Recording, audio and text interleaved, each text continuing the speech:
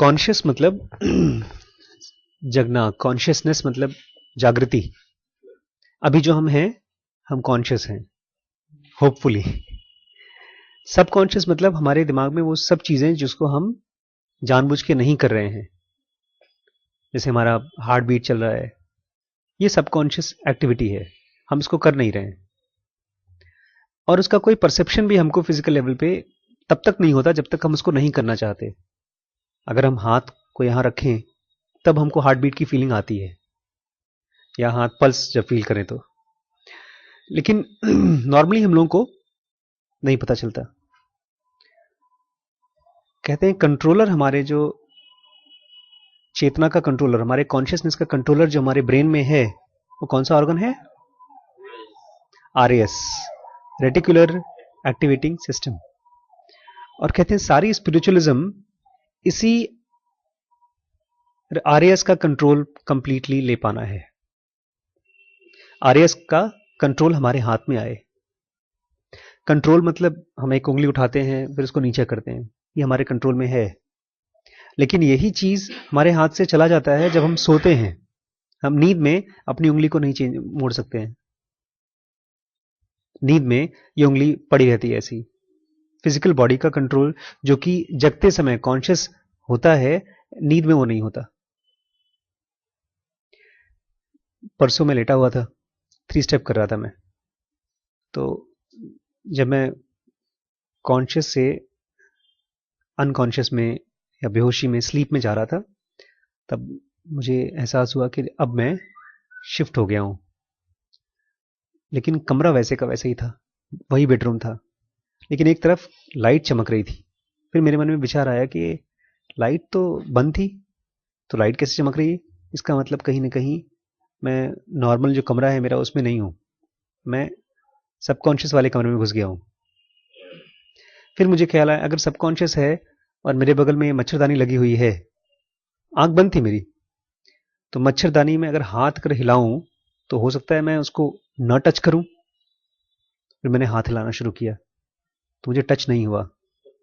Physical body नहीं हिल रहा है, खाली विचारिक मन वो हिल रहा है। यस। फिर मैंने हाथ वाथ हिलाया तो कोई मच्छरदानी मुझे टच नहीं की। ये सबकॉन्शियस है। लेकिन ये सबकॉन्शियस जब आप जग रहे हैं, आप कुछ एक्टिविटी कर रहे हैं, तब ये कॉन्शियस हो गया है।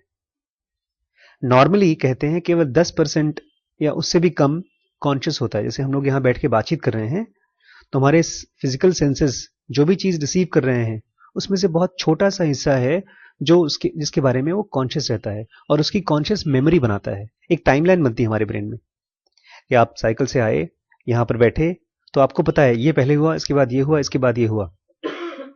लेकिन इसी सेकंड में ढेर सारी एक्टिविटीज हो रही हैं जिसकी इंपल्सेस आपके कान में, आंख में, सब जगह चल रही है, लेकिन उसका परसेप्शन हमको नहीं होता, हमको उसकी मेमोरी नहीं बनती। तो जिन चीजों की मेमोरी बनती है उसको डॉक्टर्स या साइंटिस्ट या न्यूरोलॉजिस्ट क्या कहते हैं? कॉन्शियस।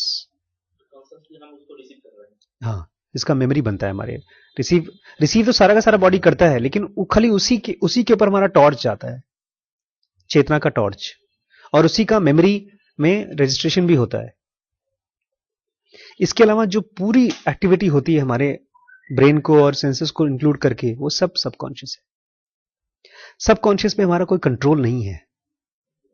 देखिए, मैं सोने चला गया, मैं क्यों बात कर रहा हूं सबकॉन्शियस की? बिकॉज हमारी पूरी जो लाइफ है वो सबकॉन्शियस ही कंट्रोल करती है। कॉन्शियस बहुत कम कंट्रोल करता है। कॉन्शियस मतलब कार का छोटा सा एक स्टीयरिंग। और अगर आप गाड़ी में बैठे हैं, ड्राइवर की कुर्सी पे नहीं बैठे, किसी और कुर्सी पे बैठे हैं, गाड़ी चल रही है और ड्राइवर की कुर्सी पे कोई नहीं है, तो क्या होगा? वो हमारा हाल होता है। हम हम अपनी लाइफ में जो भी चीजें कंट्रोल करने की कोशिश करते हैं, कंट्रोल होती नहीं है। क्यों? बिकॉज ज्यादातर कंट्रोल कहां से होता है? सबकॉन्शियस से। वो सबकॉन्शियस है क्या? वो चीज है जो हमारे कंट्रोल में नहीं है। हम यहां बैठे हैं, खुश हैं, कोई दिक्कत नहीं है, लेकिन तब तक से अंदर में एक थॉट आ गया कि यार समोसा खाने का मन कर रहा है। ये विचार कहां से आया? अंदर से कहीं से आया, या हो सकता है कहीं से खुशबू आई है समोसे की। अब समोसा अगर खा लिया, समोसा खाने का भूख लगा नहीं है, बट खाली मन कर गया, वो उससे क्या होगा पता है? क्रेविंग आएगा, समोसा खा लेंगे, फिर पूरा बॉडी का सिस्टम कहाँ इकट्ठा क्या काम करेगा? फिर बॉडी से भूल जाएगा कि आपको क्लास लेनी है, बॉडी से भूल जाएगा कि आपको पढ़ाई करनी है, बॉडी को इससे कोई मतलब नहीं है कि आपका कल एग्जाम है। बॉडी आपको क्या कराएगा? नींद आएगी। क्यों? बिकॉज बॉडी को चाहिए ब्लड। ब्लड लेकर पेट के पास लेके जाएगा, और पेट में क्या करेगा? वो समोसे को पचाएगा। और हमने समोसा क्यों खाया? जरा सा टेस्ट मन कर रहा था। तो ये जो हमारा डिजायर आया, ये हमारे सबकॉन्शियस माइंड से आया। 99% जो हमारे डिजायर्स होते हैं वो सबकॉन्शियस से आते हैं, वो कॉन्शियस से नहीं आते। कॉन्शियस खाली एक छोटी सी खिड़की है जहां से कुछ कनेक्शन दिखाई देता है। समोसे की खुशबू ने समोसा खाने का डिजायर पैदा किया।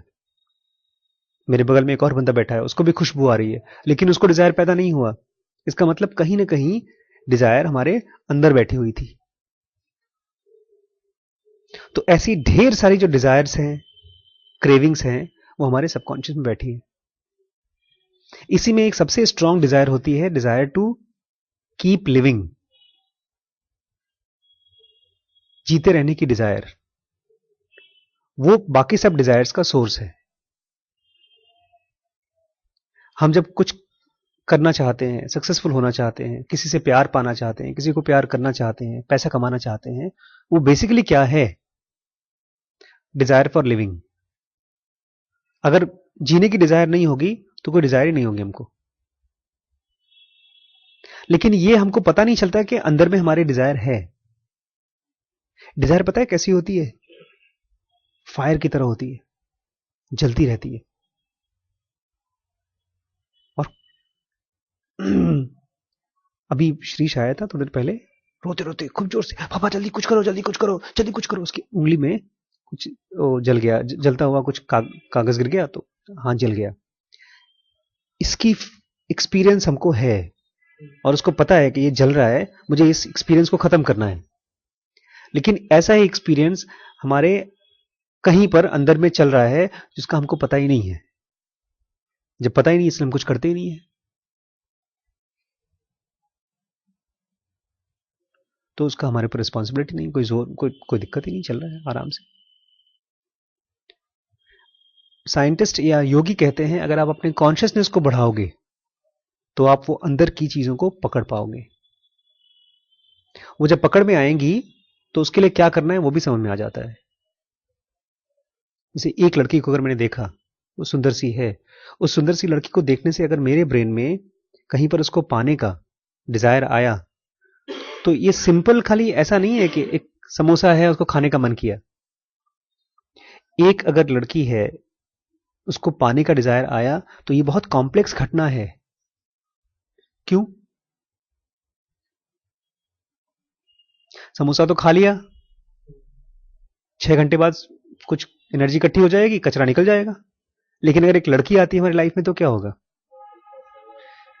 थॉट्स आएगा, एक्टिविटीज आएगा, शादी होगी, बच्चा होगा, डिवोर्स होगा, फिर उससे और अगली जनरेशन आएगी। उसमें योग वशिष्ठ में लिखा है, राम पूछते हैं कि दुनिया कैसे बनी? बोलते हैं ऊपर आसमान में आत्मा थी, उसने कुछ सामान कहीं देखा, कुछ उसको लगा कि मुझे चाहिए, तो उसने फिजिकल बॉडी ले लिया। एक लाइन में बता दिया, फिजिकल बॉडी ले लिया। लेकिन उस फिजिकल बॉडी से कितना झंझट पैदा हुआ, उसके बाद कहते 84 करोड़ बार वो पैदा हुई, ऐसे बार बार बार बार। क्योंकि आप एक बार किसी चीज में घुस जाओगे, निकलने का अगर आपको रास्ता मालूम नहीं, तो फिर जिम्मेदारी किसी और की थोड़ी है, आपको झेलना पड़ेगा सब कुछ। इसको समझिए, जो हमारा अनकॉन्शियस है सो कॉल्ड, और जो कॉन्शियस है, इन दोनों की मात्रा कितनी है? 10-90। एक ह्यूमन बीइंग 10% कॉन्शियस है। जो हम लोग बातचीत कर रहे हैं ना, ये जो कान में जा रहा है, ये केवल 10% हमारा लाइट है। लाइट मतलब जो रिसीव करता है। और बाकी 90% सो रहा है हमारा ब्रेन, उसको पता ही नहीं क्या चल रहा है। अगर इस 10% को हम बढ़ाते जाएं तो हमारी प्रॉब्लम सॉल्व होती जाएगी ऑटोमेटिकली।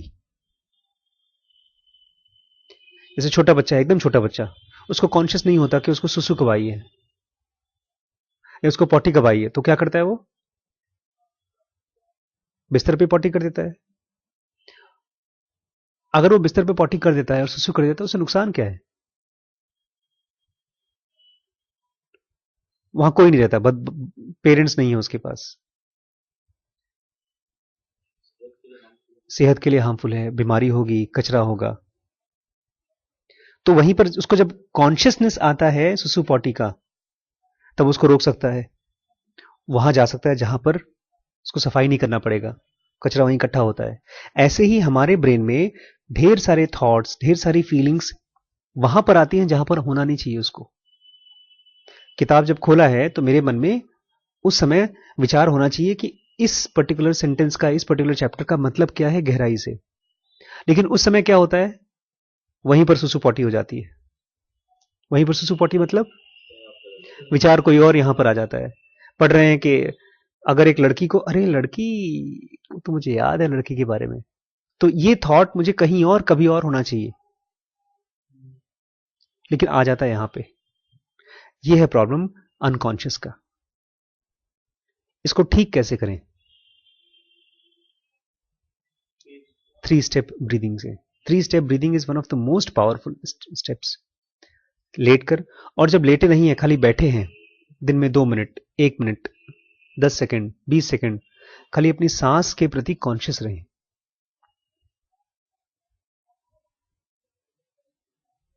क्योंकि जितनी देर आप कॉन्शियस रहते हैं किसी चीज के लिए, आपकी जो कॉन्शियसनेस की मात्रा है वो बढ़ रही है।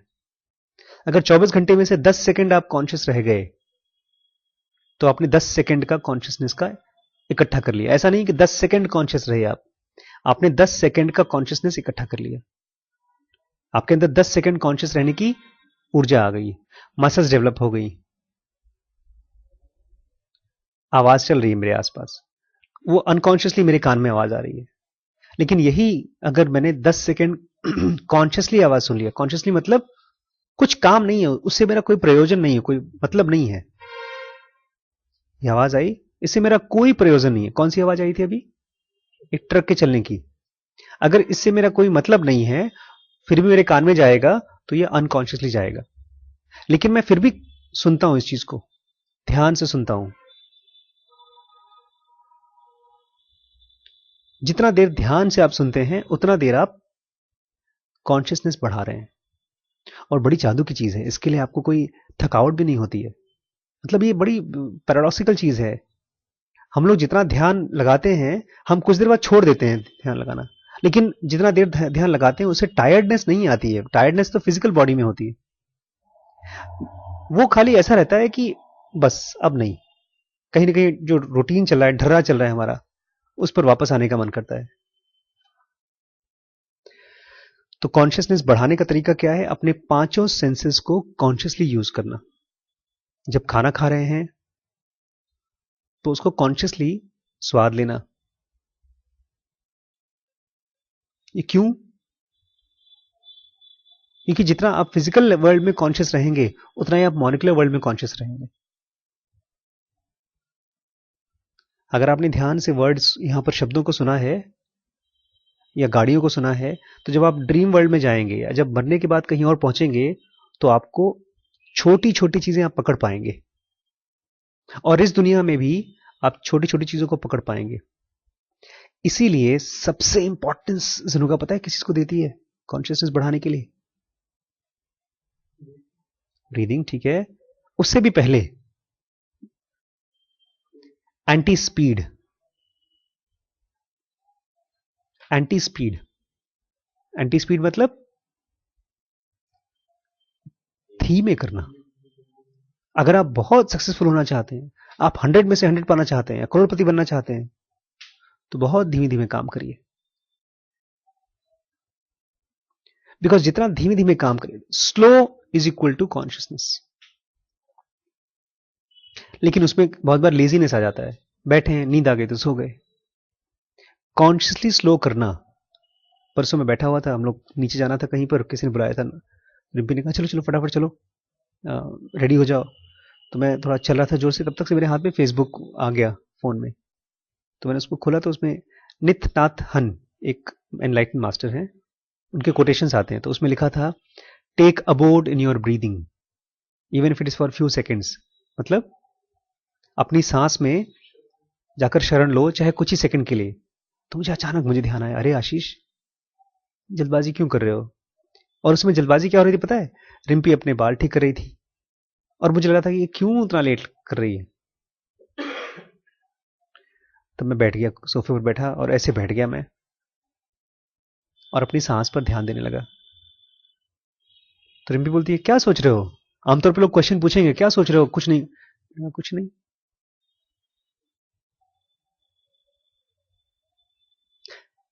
अवेयरनेस के लिए, कॉन्शियसनेस बढ़ाने के लिए सांस मतलब पेट्रोल, इसका स्वाद डेवलप करना होगा धीमे धीमे।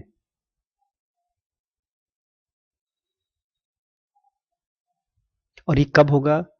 जब हम जानबूझ के धीमा करेंगे अपना काम। एक चीज समझ लीजिएगा, कभी भी उससे ज्यादा धीमा नहीं कर सकते जितना आपका ग्रोथ हो चुका है। एक कछुआ कछुए से धीमा तो नहीं चलेगा। एक कछुआ स्नेल जैसा चल सकता है कभी? स्नेल स्लो चलता है कि कछुआ? स्नेल छोटा सा कीड़ा होता है ना, सीप। तो जितना आप स्लो हैं, उससे ज्यादा तो स्लो हो ही नहीं सकते। लेकिन हम उससे तेज होने की कोशिश करते हैं। और जब जितना स्लो हैं आप, उससे जब तेज होने की कोशिश करेंगे, तो आपका चाल बिगड़ जाती है। इसलिए अपने आप को कॉन्शियसली बताना है कि काफी साल लग गए तो भी कोई दिक्कत नहीं, हम आज स्लो प्रैक्टिस करेंगे। आज चलेंगे, साइकिल आराम से चलाएंगे, चाहे 10 मिनट का काम रुक जाए, चाहे आपको प्राइम मिनिस्टर ही आपको कुछ देने वाले हों, मेडल देने वाले हों। एक कहानी है उनकी, ओशो की। बताते हैं कि पंडित कोई राइटर थे, तो वो उनको पता चला कि उनको कोई अवार्ड मिलने वाला है। तो वैसे तो गांव के थे, तो सेल्फ रिस्पेक्ट वाले थे, तो कपड़े की कोई परवाह नहीं करते थे। तो लेकिन किसी ने कहा कि तुम्हें पता है कौन देंगे? वो फला फला बड़े मिनिस्टर साहब तुम्हें देंगे वो, तो कुछ अच्छे कपड़े सिलवा लो। तो उन्होंने सिलवा लिए, 2 सेट कपड़े बनवा लिए। लेकिन बोलते हैं एक दिन पहले वो वॉक करने गए थे पार्क में, तो उनके सामने एक मिर्जा साहब घूम रहे थे। तो नौकर आया, उनको बोला उसने कि मिर्जा साहब आपके घर में आग लग गई है। उन्होंने कहा तो मुझे क्या बता रहे हो, जाओ आग बुझाओ। तुम चाहते हो कि आग लग गई तो मैं अपनी चाल चाल बिगाड़ लूं? आराम से चल रहे थे मिर्जा साहब जैसे, नहीं, आराम से। तो इनको लगा बताओ, इसका घर में आग लग गई तब भी अपनी चाल नहीं बिगाड़ रहा है ये, और मैं तो खाली अवार्ड के लिए अपने कपड़े बदल रहा हूं। आप जो हैं, जो भी कुछ हैं, अगर उससे चेंज होना चाहेंगे तुरंत, तो अवेयरनेस नहीं आएगी। क्यों? क्योंकि आपकी अवेयरनेस कहीं और चली गई है, जैसा होना चाहिए वैसा। और अवेयरनेस बढ़ाने के लिए जो चीज चाहिए, वो है अभी, राइट नाउ, ये मोमेंट। इस मोमेंट में खांसते भी हैं तो कॉन्शियसली खांसे हम। मतलब इसीलिए जो लोग गौतम बुद्ध हैं, जो लोग हैं, वो करते क्या थे दिन भर? देखा उनकी फोटोज कैसी हैं? बस ऐसे बैठे हैं, सो नहीं रहे हैं बैठे बैठे, हो कुछ इकट्ठा कर रहे हैं अंदर अंदर। वो कॉन्शियस हो रहे हैं धीमे धीमे। ये भी मत सोचिएगा कि वो लोग हो चुके, उनका काम हो गया, वो तो उस पार पहुंच गए, वो तो भगवान पहुंच बन गए, बहुत महान बन गए ना। हम और आप तुरंत में कॉन्शियस नहीं हो रहे हैं, और वो तुरंत में कॉन्शियस होकर के उसका फायदा उठा रहे हैं। तो सबकॉन्शियस वो है जो हमारे साथ होता है लेकिन हमको मालूम नहीं होता। कॉन्शियस वो है जो हमारे साथ होता है, हमको मालूम होता है, और अगर वो बढ़ जाए तो हमारा उद्धार कर सकता है। एक चीज, थोड़ी सी चीज और लास्ट में इसमें कहूंगा मैं। हम लोग आमतौर पे जब सबकॉन्शियस बोल देते हैं या अनकॉन्शियस बोल देते हैं, तो हम उससे अपने आप को माफ कर लेते हैं कि इसकी जिम्मेदारी हमारी नहीं है, ये तो अनकॉन्शियसली हो गया। जिम्मेदारी हमारी नहीं है, ठीक है, क्योंकि आप कॉन्शियस नहीं थे, लेकिन फ्यूचर में जो होगा उसकी जिम्मेदारी तो आपकी है। आपने अनकॉन्शियसली कोई चीज कर दी, वो तो आपकी जिम्मेदारी नहीं थी, लेकिन अनकॉन्शियसली कुछ करोगे वो तो आपकी जिम्मेदारी होगी। नहीं समझे? मान लीजिए मैं गरीब हूं और उसकी वजह से मैंने कुछ गलती कर दी। मैं गरीब हूं और मैं अपने बच्चे के लिए दवाई नहीं ला पाया, तो उसकी मेरी जिम्मेदारी नहीं है, क्योंकि मैं गरीब हूं, भाई दवाई कहां से लाऊं। लेकिन एक साल बाद अगर मैं अपने बच्चे को दवाई नहीं देता हूं क्योंकि मैं गरीब हूं, उसकी जिम्मेदारी तो मेरे पास है। क्यों? क्योंकि एक साल मेरे पास टाइम है उस गरीबी को खत्म करने के लिए। अनकॉन्शियसनेस पास्ट में था, उसकी जिम्मेदारी हमारी नहीं है, लेकिन फ्यूचर में अगर हम अनकॉन्शियस रहते हैं उसकी हमारी अभी जिम्मेदारी है। मतलब let's start doing something about it. और जितनी बार आप कोई मिस्टेक करते हो, you don't have to feel guilty about it, but you have to feel amused कि देखा यार, मैं अभी अनकॉन्शियस हूं, और स्माइल करना शुरू करो कि देखो मैं कितना लाचार हूं। तब आपका कॉन्शियसनेस धीमे धीमे बढ़ेगा। ये पॉइंट क्लियर नहीं हुआ ना? जो हुआ उसकी जिम्मेदारी आपकी नहीं है, लेकिन जो होगा वो तो आपकी जिम्मेदारी है। एक समझ। Yes yes. एक बुक पढ़ा हमने, हमको समझ में नहीं आया, क्योंकि हमको हमारा आईक्यू उतना नहीं है, लेकिन इसमें से अभी फिलहाल मेरे पास अगर टाइम है तो मैं कुछ तो निकाल सकता हूं, मतलब इसमें से कुछ तो अंडरलाइन कर सकता हूं, किसी से तो पूछ सकता हूं, कहीं से गूगल तो कर सकता हूं। जो स्टेप्स मैं ले सकता हूं उसकी मेरी जिम्मेदारी है। पहाड़ पे चढ़ना हमारा जिम्मेदारी नहीं है, लेकिन एक कदम लेकर, दो कदम लेकर, तीन कदम लेना वो तो जिम्मेदारी है। हम जब अपने बारे में सोचते हैं ना, ग्रोथ के बारे में, तो सीधे लास्ट का सोचते हैं, वहां तक पहुंचना हमारा। और यही जनोगा बोलती है, एक तो हो गया स्पीड, एंटी स्पीड, और दूसरा क्या है? Anti efficiency. हम अपने आप को जब देखते हैं तो हम अपने आप को सीधे या तो किसी से बहुत अच्छा पाते हैं या तो अपना बहुत बेकार कि यार हम किसी लायक नहीं है। अपने आप को जो लेवल है उस पर रहना इज कॉन्शियसनेस, उसके बारे में जानना इज कॉन्शियसनेस। एक कागज उठाया, उसको पढ़ा, उसमें से अगर कुछ समझ में नहीं आया तो क्यों नहीं समझ में आया, कौन सा अक्षर, कौन सा सेंटेंस, बहुत धीमे धीमे चलना इज आवर कॉन्शियसनेस। इसीलिए एग्जाम्स बहुत बेकार चीज होती हैं, क्योंकि आपको धक्का देती है एग्जाम्स पढ़ने के लिए, कोर्स खत्म करने के लिए, पोर्शन खत्म करने के लिए।